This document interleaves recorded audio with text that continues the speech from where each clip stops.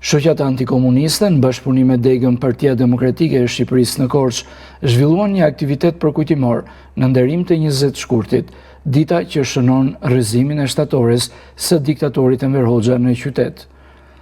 Me këtë rast, përfaqësues shoqatës dhe degës lokale të Partisë Demokratike vendosën buqeta me lule në shenjë kujtese për këtë ngjarje, e konsideruar si simbol i rrëzimit të diktaturës komuniste dhe i ndryshimeve demokratike në të gjithë vendin.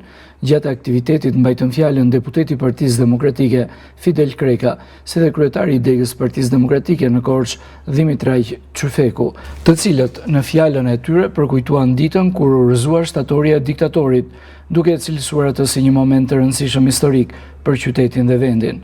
Në këtë ditë, qytetarët me ndërgjegje u ngritën për të rrëzuar simbolin e diktaturës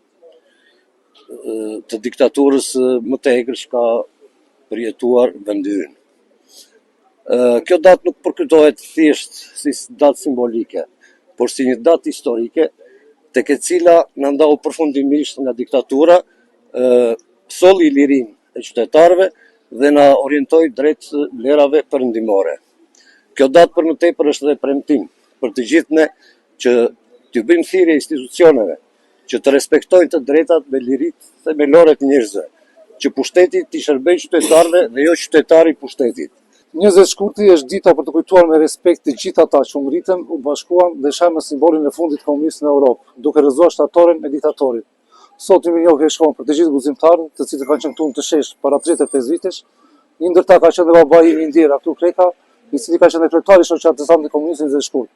Ata theksuan rëndësinë e ruajtjes së kujtesës historike dhe respektimin e sakrificave të atyre që kontribuan në përmbysjen e regjimit komunist 35 vjet më parë.